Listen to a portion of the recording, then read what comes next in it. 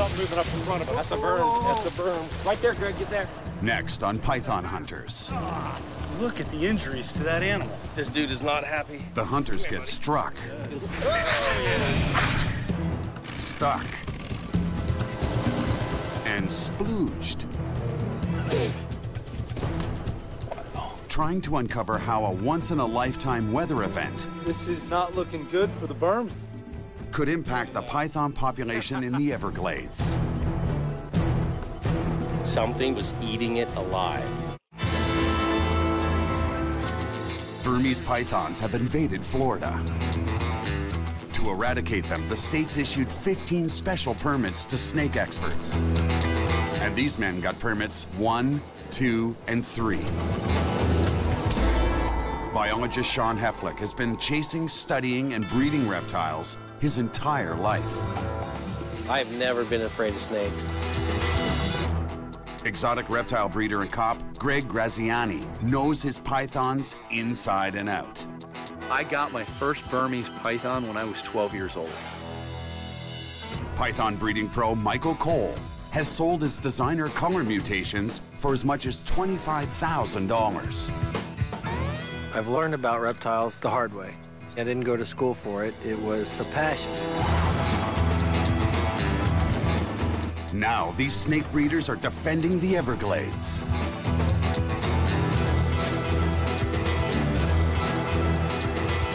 They are the Python Hunters.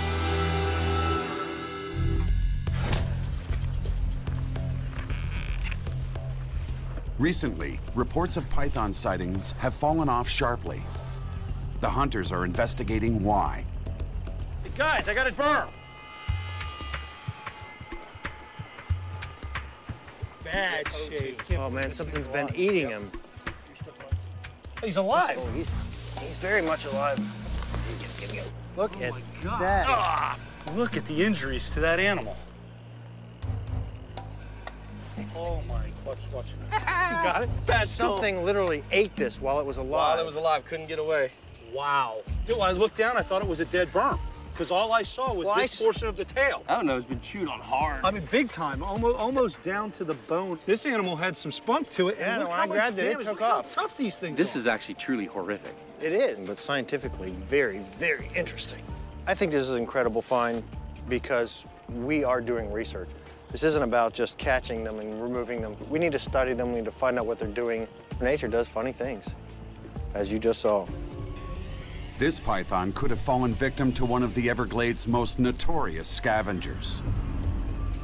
Is this animal bite, Sean? If you look at the beaks on vultures, they're tough. I mean, they are designed to rip flesh. See this?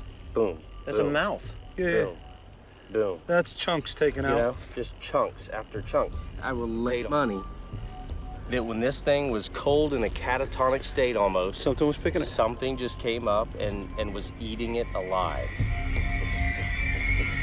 I want to measure the width and the length of the injuries Yeah. and placements. He's all messed up. I'll be honest with you. I'd like to actually set him up and see how well this animal would survive. With all those scars? Yeah. An animal to sustain that kind of wound and survive is amazing. Head temp is 80.8. It's been laying there for the last 15 minutes, warming up, catching the sun rays, and now it's got enough energy to try to get away again. Look at that. It's ready to go. You gotta get it. You gotta bag it up. You know, with the severity of those wounds and the fact that there was no necrosis and it had already started to heal itself, that's a good indicator that these animals are resilient. You know, there's a lot that either the environment or man can dish out to them and they can survive it. One more gone from the Everglades.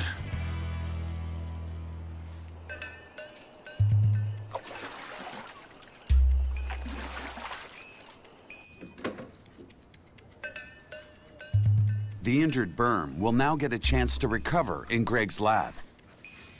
We're going to take care of this snake here and see just how bad the wounds are, because a wound like this for any other animal would normally be fatal. If this animal is able to survive, it's going to let us know that they are a lot tougher than we believe.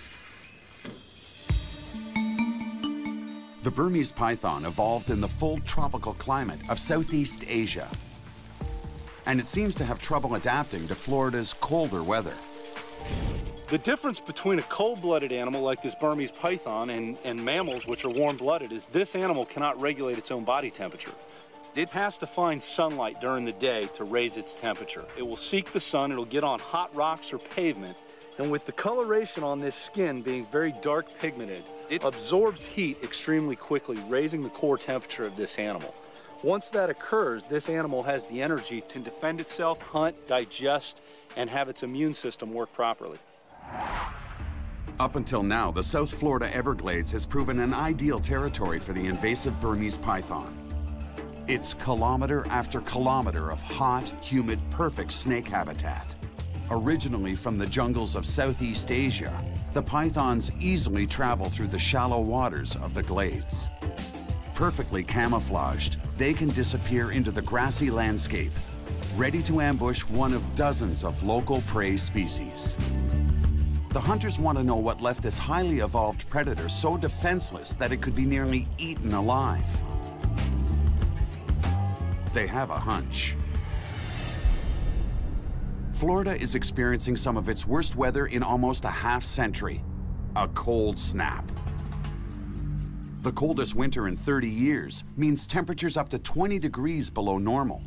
Crops are freezing on the trees. Cold-blooded animals like snakes are especially vulnerable. Without warm shelter, they risk dying of exposure. And the weather isn't just threatening Florida's alien species population. According to state officials, it's also having a catastrophic effect on native and endangered species.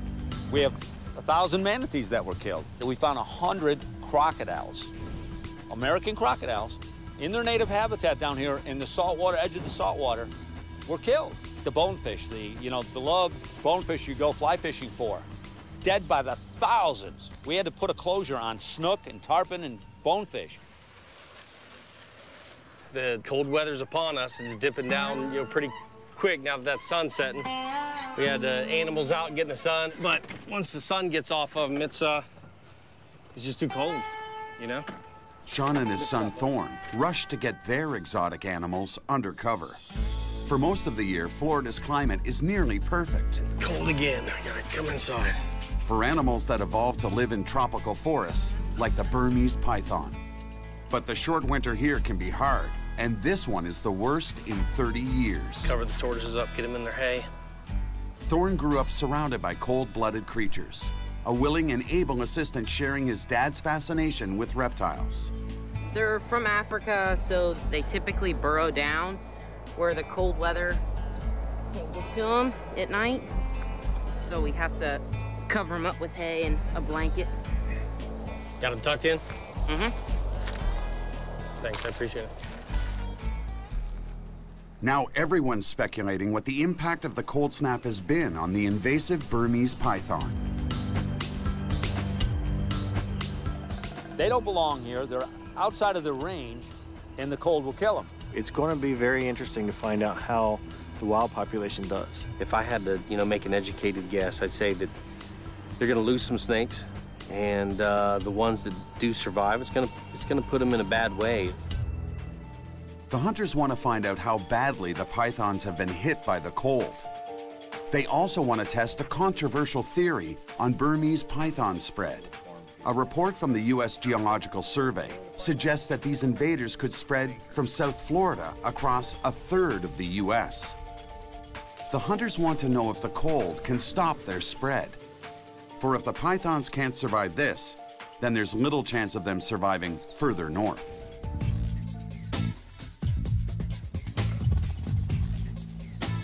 Looks like this winter's just gonna present a golden opportunity. They gotta be getting hit hard with this winter, this far north. The bulk of the pythons that we found down in this area, I think where we need to check is north of 41 and south of 75, which is going to be right in this general area. We've caught a couple of pythons here, but we need to see how far north are they actually going and how many are actually there. They're heading north, deep into the remote tree island areas of the Everglades. And to get around those parts, they'll need help. Let me give a call to Captain Sean, see if we can get the use of his airboat. He was raised out here and he's a Gladesman. He can probably knock it all out far easier than we can map it out.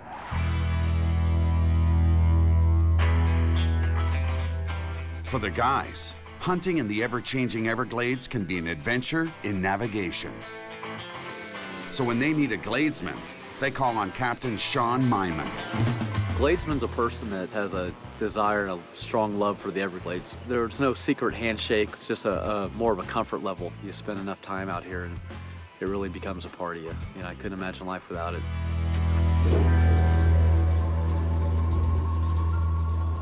In the Florida Everglades, species survival is delicately balanced.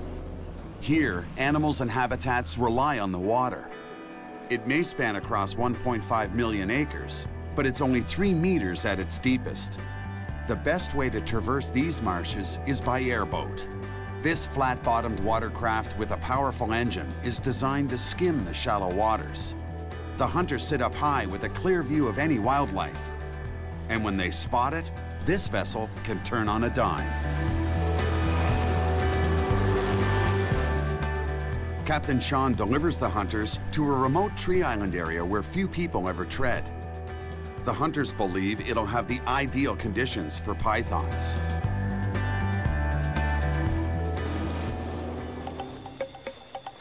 Hey man, this area over here is perfect. Look at the sunlight coming through here. But there are holes all over the place on this thing for rodents and that. Let's see what we can find on this while the sun's still hitting us. Yeah, this is nice. The hunters are beginning to wonder if any pythons survive the cold snap. Oh, what you got? Bob, vertebrae. That's a good-sized python. That's bigger than anything we've seen so far. Vertebrae. Yeah, there's ribs all over the ground here. Yeah, look at this. Yeah, a massive snake. Look at the width on that. The size of the rib cage indicates a massive python. That is going to be a big animal. Oh, look at this. Oh, yeah. Skull? What you got? No, I got jawbone. He's got bottom jawbone. Ouch. Look at those teeth. I mean, that's a big animal. Potentially, that's 15 foot plus. This might be the biggest snake we've encountered thus far. The longest Burmese python ever found in the Everglades was just over 5 meters. In the wild, male Burms typically grow to 3 meters and females to 4 meters plus. This one was probably as large as they get, but even at that size, something was able to defeat this giant snake. Ribs everywhere. Some of them busted. So what do you think? Something was preying on this snake? In normal conditions, a snake that size would be formidable. After seeing this, Sean develops a theory. The cold must be hitting the bigger pythons harder, slowing them down, making them easy prey. Ribs don't just inadvertently break for no reason. They're tough. Well, you know what? This is all cool, but I'm gonna hunt live snakes. You guys have fun with the bones. Well, I'm torn. You know how much I love bones. I'll tell you what, you hang here with your skeleton, and Michael and I, he's already ahead of us out there in the sunlight where something's gonna be laying. Okay, if I don't go, y'all ain't gonna catch squat, so I'm gonna go with you so you actually have a hunter with you. All right, Slowpoke, you ready? Oh, more pythons. That's a whole different snake at this distance. Oh, yeah. Let's get GPS. This graveyard holds a lot of data for the hunters on python's survival. So this thing's been picked clean. But they're a long way from home and running out of time before sunset. This is not looking good for the Burms out here. I mean, with this cold front that's come through, we're finding, you know, carcass after carcass here. You know, the worst part is we're running out of sunlight. Yeah, well, I'm hurrying here, man. You know, if you can't keep up, we're gonna have to get a better secretary. Yeah, well.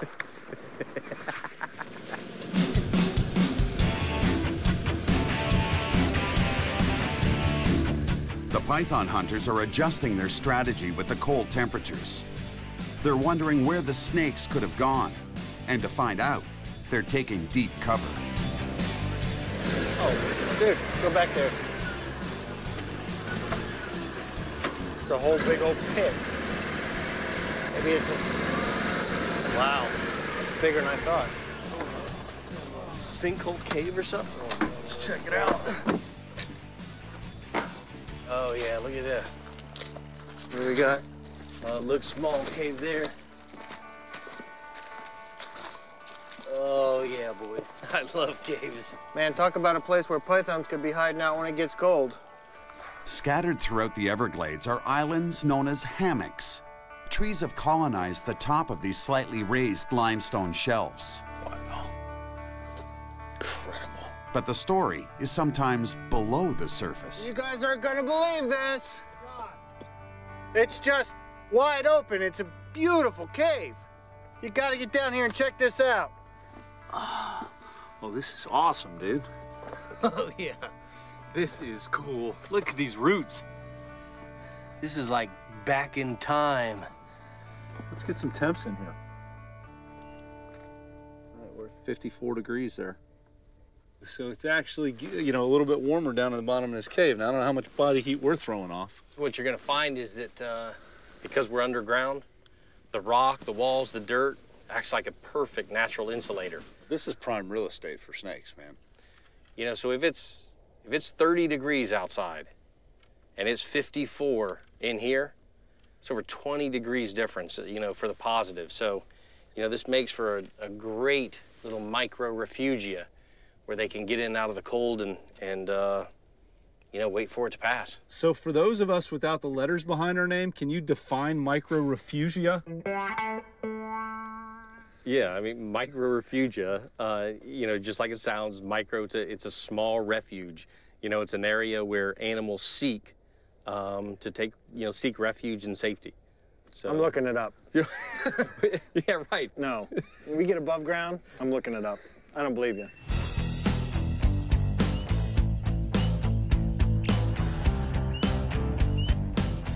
The hunters know the pythons are out here, seeking heat during this cold snap.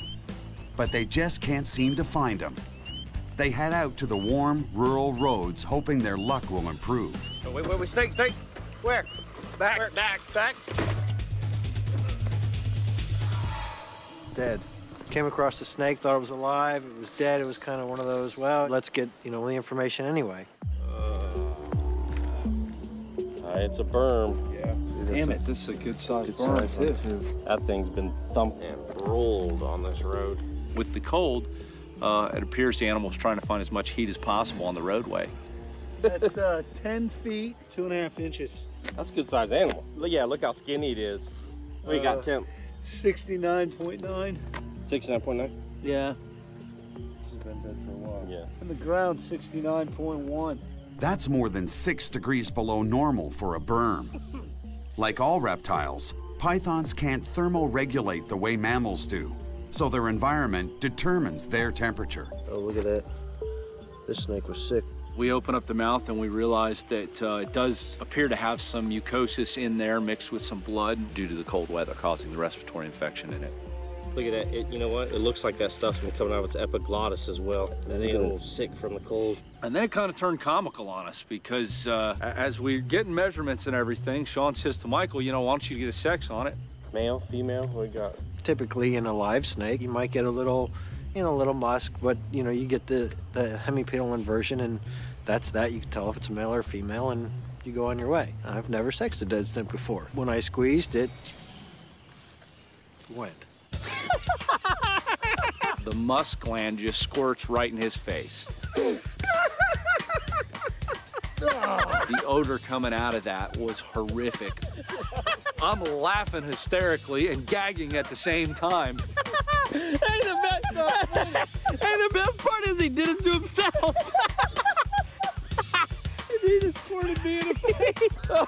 Don't do it. I thought he was gonna blow chunks. And he'd go, It was the most hysterical thing. Dude, I've been musked before. By a dead snake. It was a lesson very well learned for me. By the taste of things, how old would you say this animal is, Michael? 4. 4. Outstanding. From my position, it was funny. Hey, Michael, is it a male or a female? Next person that asks me about that shit, I'm gonna pop in the face.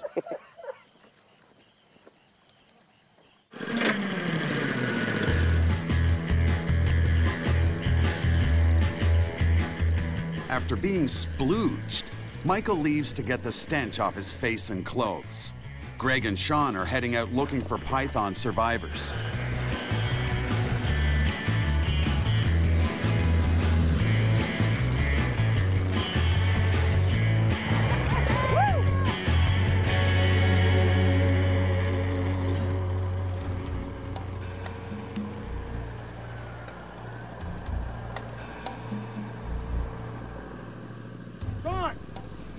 What? Real. Man, don't let him ditch in that water. He looks a little. Whoa. No, this thing is pitiful. This thing is not moving. He has absolutely no power. I mean, look at this. He is dehydrated. I've never seen a snake this skinny. Look at the pelvic girdle right here is sticking out on this animal. It looks like he's been mushed by a car. He is so flat. Look at this, Greg. He's like laterally compressed. He's so skinny. He's got no muscle tone. He's in bad shape. Let's see if we got any upper respiratory going on here.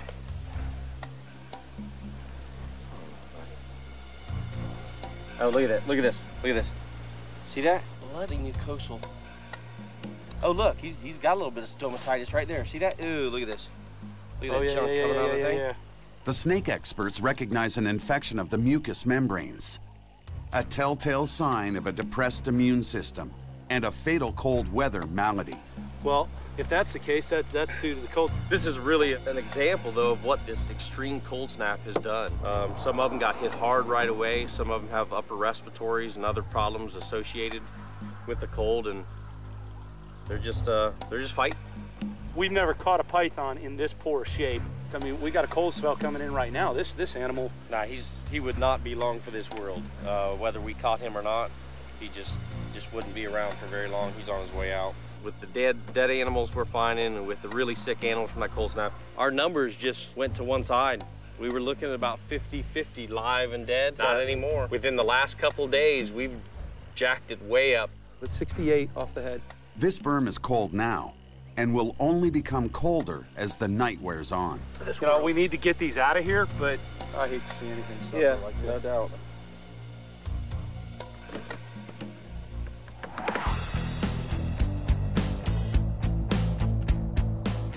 As a biologist, Sean wants to know how wild Burmese pythons cope with below freezing temperatures. He sets up an outdoor study sanctioned by Florida Fish and Wildlife to observe 7 captured constrictors. They've got plenty of cover. They can get deep down in here, blocks the wind, blocks a lot of the elements, takes the edge off of it, but they're not doing well. We're just a couple days into this study, and they're cold. You know, we're gonna let this project go for a couple more days and ride it out, see what the temperature does out there. As soon as the sun comes out, the guys do too. You know, being out these last couple of times, not finding any pythons and very few native reptiles is kind of discouraging at this point. But the hunters are determined to find signs of life.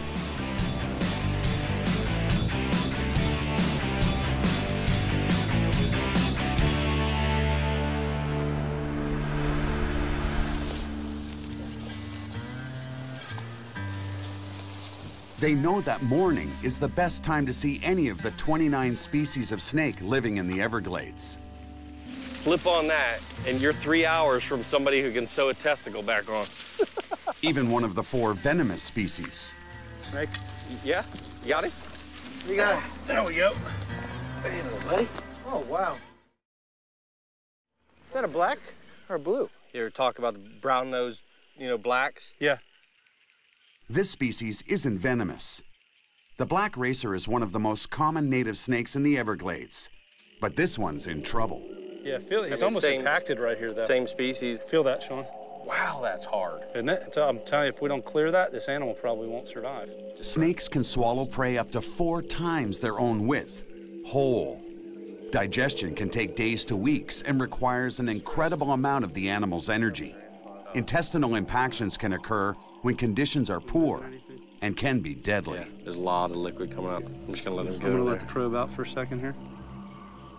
Oh, that's foul. That's not. That's some perfume. It's almost like septic. Yeah. Well, if he didn't clear this, he'd be dead. Bit of feces. That's what's just crazy hard. How's it feel to save his life there? Well, that's good. That's what we do. That's a beautiful animal. Look how dry this is. He'd have never passed that. There's no way. The digestive enzymes need a certain temperature to be able to really process it at optimal. And with this cool weather, it's just not getting that. A lot of these snakes aren't, so it caused a massive impaction down there. But it's clear now, so he's got a long life ahead of him, hopefully. When you look at the North American snakes, they have evolved in this environment, in this system, and they hibernate. They just basically go into a almost catatonic state during the cold months. And then when it warms up, they emerge, you know, into the warmth, into the heat, and they go through their reproductive events. Burmese python has not evolved with that capacity.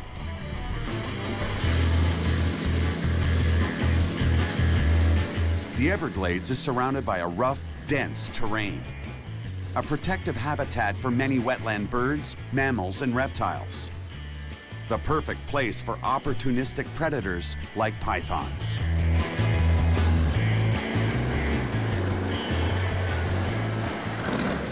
Whoa, whoa, a snake right there. Where? Right here. I'm gonna ran right over. Out the other side. I was watching out your side and almost ran right over the little monster. Coming out from the sawgrass. Look at this. Look at this pile of rocks back here behind us. Oh, he might have been moving right out of there. Oh, this dude is not happy. Yeah, look at that. Let's get temps real quick before you heat him up. 84. 84, so he's been out sunning a little bit. The Burmese python's ideal body temperature is in the upper 20s Celsius. He's got good muscle tone. Looks all right. You ready for a stretch? 87 total. The data they collect on each capture will help state wildlife officials better understand the extent of the python problem and how to manage it. Let's take a new data measurement we don't typically take. Let's take a girth at what we think is the widest part of the body. To show how healthy the snakes are. Yeah, let's get that. I think 1/8 1/4 right on the money. When you look at this one, I would expect this snake to be good 9 to 10 inches in girth in captivity. You know, for a wild animal, he's healthy wild weight. Oh, he's definitely, he's in excellent shape. He's got, he's headed out again. Yeah, he's wanting to cruise and grab that bag. Let's get him bagged up. During a capture, the python will expend its energy quickly in defense. For a period, it's almost completely docile until it's worked up enough strength to try to escape again. We don't need to have a release on top of a capture, do we? Let's get some spray in there. We know how you like those ends, man. I want to temp gun those rocks. Yep, Let's see what the temp is on those. Yeah, the temperature on these rocks are elevated. We're getting readings at, you know, 7, 8 degrees higher than the surrounding. This is some great cover right here, actually. Oh man, there's all kind of crevices and holes in there. Nothing big's gonna be in there. The tiny crevices in the protective rock habitat probably saved this smaller python. Whoa, what's that? I got a Burmese python carcass. Serious? Yep. But no such luck for the larger snakes. Oh yeah. Oh yeah. That's a big animal. This one's dead. That's more evidence supporting the hunter's theory that the small animals are surviving the cold better. A large python would take a lot longer to get its core temperature where it needed to be active. At the same time, it's going to lose energy a lot quicker if it has to exert it. The smaller pythons can heat up much quicker, and that's why they tend to be faring better in the cold weather.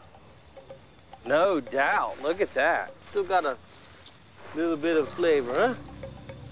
That one, though, this is crazy. What's wrong, Michael? Michael's gonna vomit on me. Did you get any in your mouth? I'm wondering what kind of animal preyed upon this python.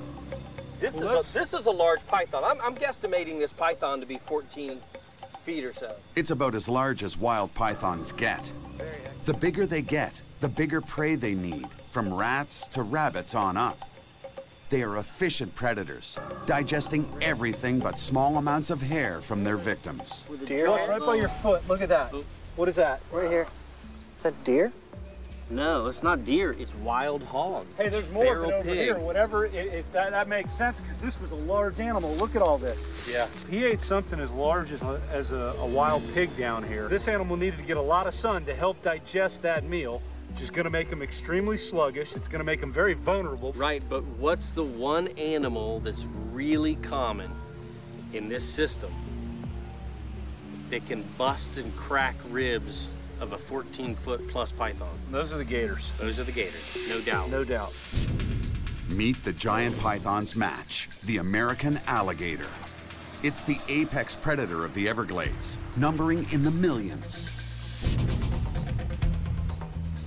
This weather's turning bad, guys. When that, just a couple of minutes ago, it was like a 10-degree drop, just wham, like somebody'd opened a freezer door.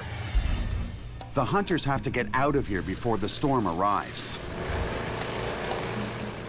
But getting to a hunting habitat and getting out can be two very different things.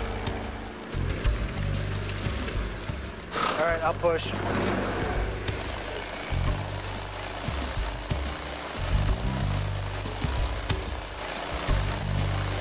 You're gonna haul ass and bust through the front of that.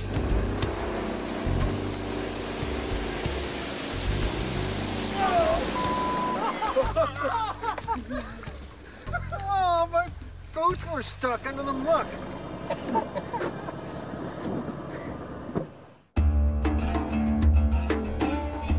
At the southern edge of the python hunter's recent hunting territory is a much busier snake habitat, the Tamiami Trail. Determined to hook a live giant, the hunters check this well-known python habitat.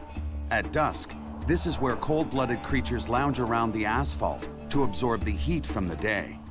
Sean! Dead berm.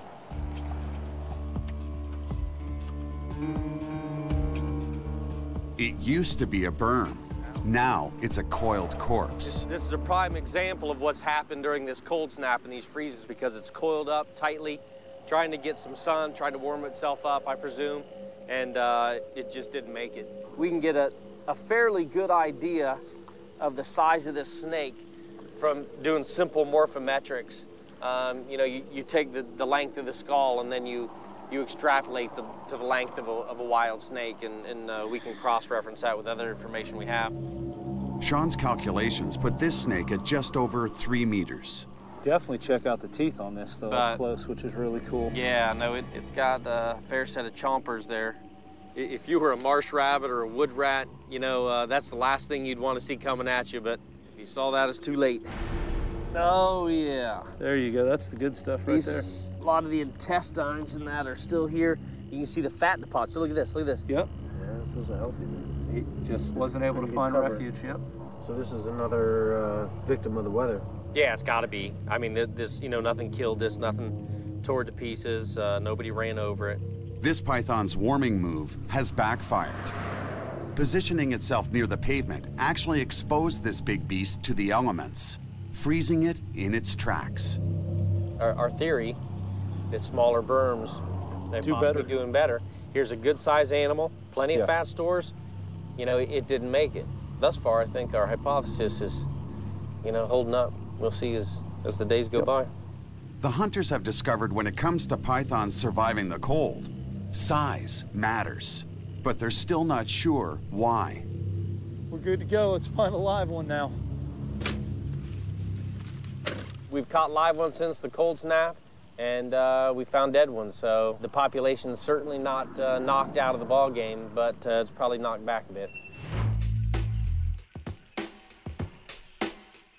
South Florida's long cold snap is playing havoc with many reptile species.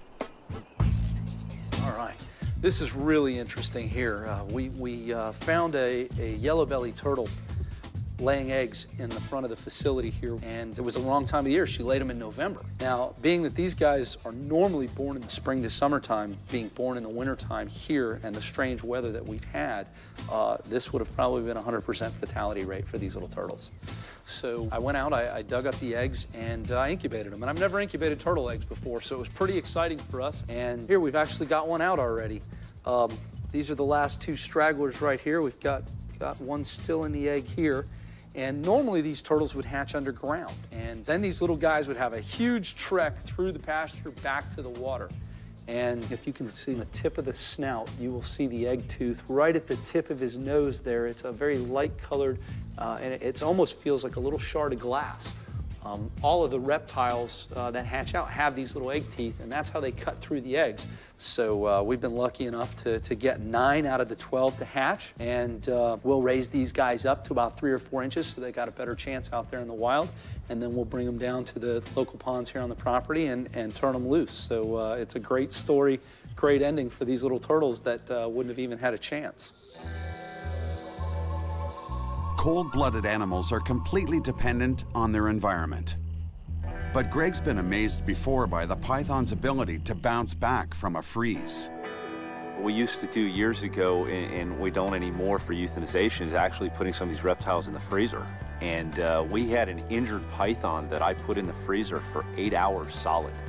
Took that animal out of the freezer, and 4 hours later it crawled away. So for short periods of freezing temperature, these animals can survive. During normal South Florida temperatures, pythons can thrive and fight back. Wrestling 10 feet of muscle with a head the size of a grapefruit that's home to 100 teeth can be tricky. But these are experts. This is a wild Burmese python, and this is a typical scenario that we find ourselves in when we catch them. Try to get them by the tail, kind of tease them out. Now, let's get her away from the water. Once they figure out that they're not going anywhere, then a lot of times they'll come right back on you. Whoa! Yeah! Especially when they're really warm. You gotta get them behind the head. They're real nimble. They can turn on you pretty good, so you just get it up. Got him? Oh, yeah. There we go. All right. You take a bite every now and then, that's to be expected. The intent is not to get bit ever. But you see, they go ahead and wrap those coils around them. That's a lot for support and leverage as well. And then they'll try to pull out of your hand. And you see slowly trying to draw himself back, gain that leverage to get out of my grasp. Try to keep that tail away from you, because that's the business end. Sometimes they evacuate, you know, that urine and that feces and the must on you. That's spewing all over the place. She get you? Yeah, a little bit. I personally would rather get bitten because it's foul, but that's the life of a python hunter. What in the hell? Dude, you can't put snake heads in my cup holder, okay? I think the problem is you misidentified my snakehead holder as For your my drink cup holder? holder. Yeah, well. To test their theory on python survival skills, the hunters break out their new toy. Hey, we're bringing the snake cam. Yeah. No, it's not a trouser snake cam. Nobody wants to see that. Yeah, this isn't a macro. This isn't a magnifying. Yeah. Funny. Work. The hunters have rigged a small camera to the end of a flexible tube. This spy cam will allow them to investigate places where Burmese pythons may seek refuge from the cold snap and help determine what happened to the snakes. Is that a good spot? Thanks, sir. Here we go. There's leaf litter and stuff in there, so it's not active. I can't see anything down there. And that goes way back in there.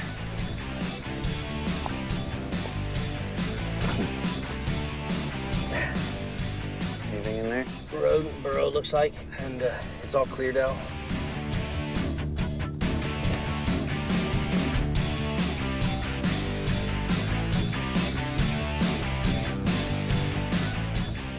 Hey, look at this. What you got? Snake skeleton. Or part of one. Big vertebrae and ribs. Holy moly. Yeah, that's a burm, no doubt. Oh, another victim to the cold. Well, as big as that is, it's shallow. What I'd like to find is deeper ones. Yeah? You know, it's all about energetics. You know, if they can't, A, secure enough food and thus energy to survive, they certainly can't, B, reproduce. And if they can't reproduce, they can't, C, establish a population. We need to actually sit down and tally our numbers since the cold snap and get a real percentage on Well, I think we got enough information here. Let's go ahead and area where we think we might find some live pythons. This python became frozen dinner for ants and worms. But a few more dips down the road, the hunters discover signs of health in a hole. I'm trying to get a better angle. It looks like a snake shed. Check this out. Oh, the sun. You see that? Looks like a berm shed. So there's bits and pieces of it torn in there, so it's real fresh. If that's a shed, ants and the other ant critters will get to that and be gone in 2 days or less. That's definitely a Burmese shed. I mean, we got a snake around here then. Yeah.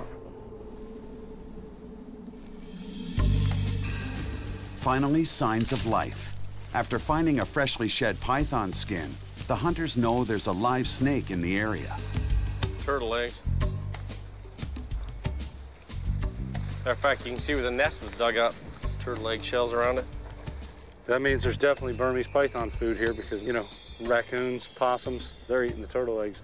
Greg needs to get out of my head because that's exactly what I was thinking is where there are turtle egg predators. That means there's prey for Burmese python. There's something moving up there. There's something moving up in front of us. That's a berm. That's a berm. Right there, Greg, get there. He's coming towards you. When the sun finally comes out, the python hunter spots something glistening in the grass. Oh, he knows you're there. Look at the tail Yeah, going. he knows. Look at his tail going. He's wagging that tail. That animal is aggravated right now. He had a nice sun spot, and as soon as we come through that right there, he just started moving. He came out of a hole around here somewhere. I guarantee it. He's got his head covered right now, and he doesn't see us, so he's pretty calm. He's almost invisible. And that's not very much grass he was in either. No. Look at that. Oh, look at him. See, now the sun comes back out. Look at it. He shines like a diamond. Yep. When he moved, all I got was like a reflection glint off the scales. If he'd have stayed stationary like this, we could have walked right over him. Even though this isn't its native home, the python's camouflage helps to avoid predators. Yeah, just drag him out. Drag him out in the open. Come here, buddy. Oh, yay. And when that doesn't work, Oh, yeah, he is upset. it's a feat of physics. A snake uses almost half its body in a defensive strike, and it takes just 1/6 of a second to happen. Yeah, he feels that heat coming off my hand. Sure does. Oh, yeah. He's forgot about me completely. You guys are moving enough. Yeah. Okay, maybe not completely. Ooh, get that tooth on there. Come on. He's trying. You can get it. Yeah, You he's can get it. trying. Look at that. Get that flesh. Look at that. That animal is It's a decent looking animal. Yeah, look at weight-wise. Yeah. But one of the smaller ones we've seen out here, and we look at these holes that we've been finding, That's a perfect size to get in there. He could get in those crevices. It feels pretty empty. Little spurs. That's a girl. Cooperative. There he is. And we got 85. 7.5, Greg. 7.5 on the girth. The measurements indicate she's young and healthy. 86, 87. That's ideal python body temperature. And this snake's lean and mean, all of which have helped her to survive the Florida freeze. It's an important discovery. Who actually caught that one? What's that? I grabbed it first. You saw it first. You get to carry it. Oh, we'll just share it. Wait a minute, wait. Kidding? Wildlife officials think between 3,000 and 100,000 pythons live here. Even if it's possible that 50% succumb to the cold, there's still a huge python problem in the Glades.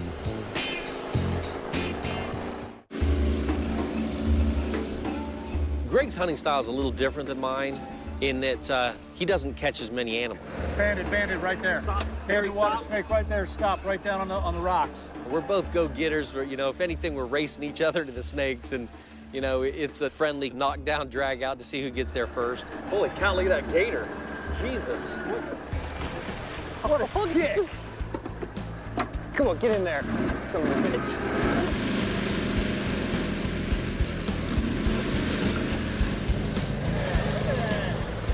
All right, give me my snake.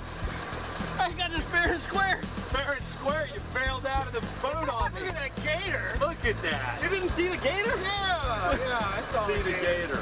Yeah, I got that fair and Look square. at that. But he's a little sneaky about slipping out, trying to get that one up again on the numbers. Now, this is a brown water snake. Yeah. Yeah, I mean, I thought it was abandoned at first, but this is a gorgeous brown water snake. Oh, no, not again. You got your phone? That's why I don't have a leather one, for just that reason. You know, there's one good thing about this, Greg. He's gonna be freaking miserable the rest of the day.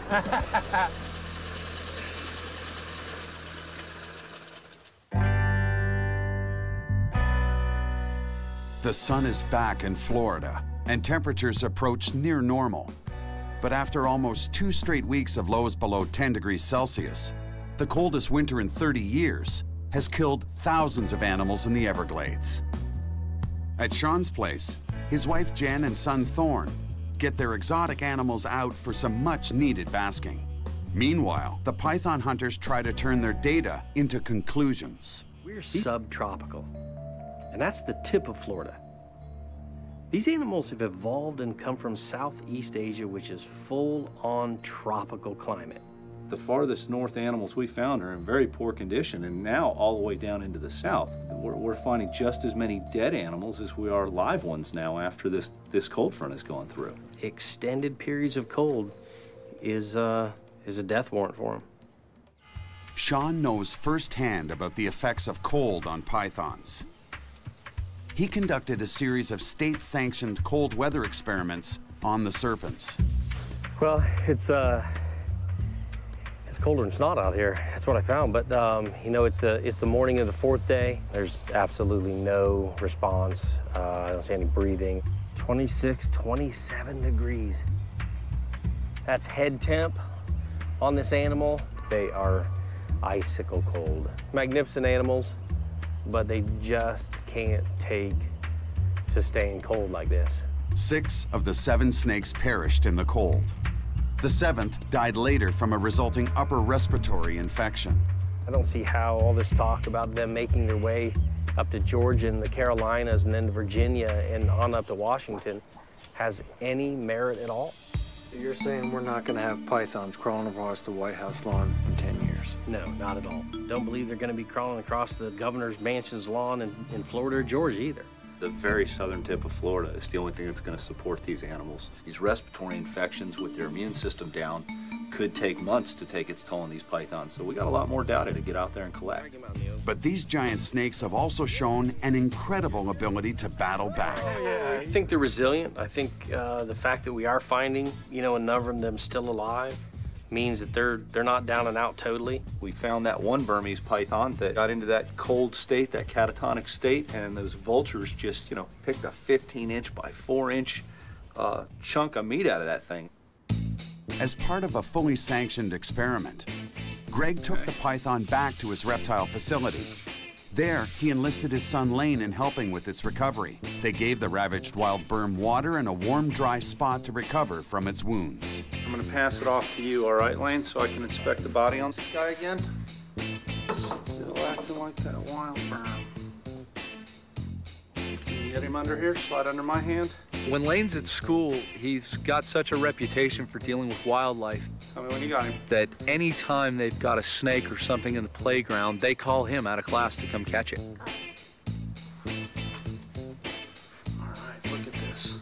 Well, look how good he's healing. And that was raw muscle last time. So this is where a bunch of them ate part of his skin right off, and then they pecked throughout his body. And we caught that animal from the nose all the way around this eye. Looked totally damaged. And after this animal has shed out, you can see he's got a little bit of scar tissue around the eye, so he's missing this big scale right here around that one eye. But other than that, everything else is healing perfectly on this animal. That's amazing. What do you think? I think he's doing good. Here's a maggot. That's good, isn't it? Yeah, that is good. You know why that's good? Because they eat the dead skin off. That's exactly right. That's amazing to show the resilience of these animals. So, I mean, I don't think by any means we've wiped these things out. So I think we can all agree that having a cold event that would totally eradicate them is probably not going to happen, so we're still going to have to manage these animals. You know, we've collected a lot of data. It's adding up, it's putting the, you know, the pieces in the puzzle, But there's still a lot of more data to collect.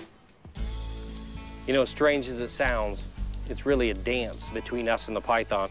The python doesn't necessarily dance to the tune we have in mind. Sometimes we step on each other's toes. You know, that's the life of a python hunter.